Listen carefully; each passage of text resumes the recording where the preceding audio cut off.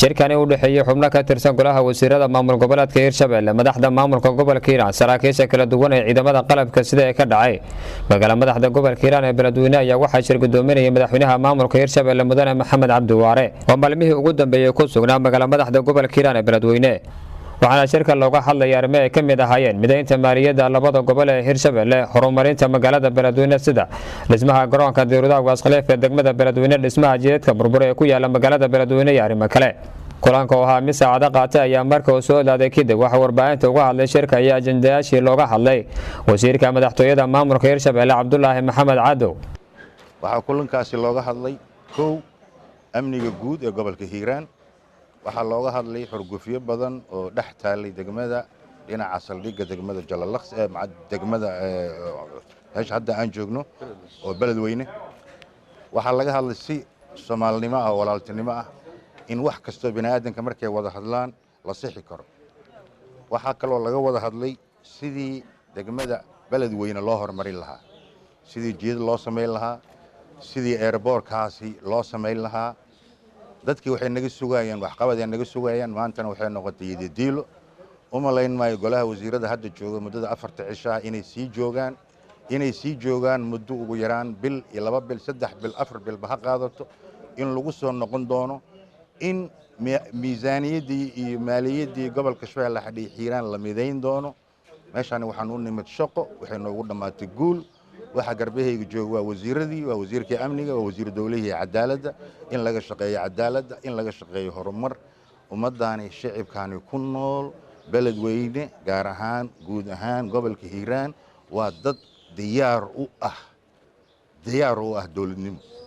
waxay u baahan yihiin kaliya hogaankii iyo mugdigii iyo hadalkii jirana maanta waa soo idlaaday waxaan u taaganahay shaqo waxaan u soo kaba qaadanay waa shaqo waana mahadsantahay sidoo kale wasiirka amniga maamulka Hirshabelle Cabduqaadir Aadan Jeelle ayaa sheegay in kulanka warbixin looga dhageysay taliyayaasha kala duwan ee ciidamada qalabka sida waxaana uu sheegay in la helay xogta dhaqaatiir ajaanib ah oo si sharci darro ah uga shaqeeyo magaalada Beledweyne dadkana u qora daawooyin aan sax ahayn sheegay in tallaabo sharci ah laga qaadi doono shirka ujeedadiisu waxay ahayd in looga hadlo arrimaha amniga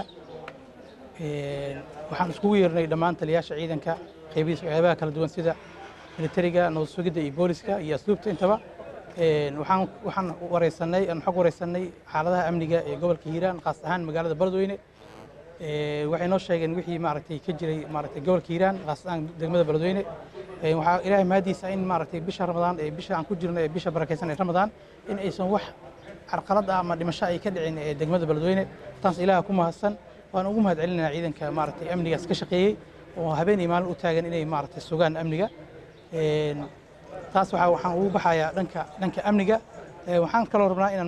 inaan helnay warbixin ku saabsan in maaragtay dad dhaqaatiir ajaanib ah sheeganaya inay dhaqaatiir yihiin inaan xogtooda helnay baaritaan uu ku socdo ee Beledweyne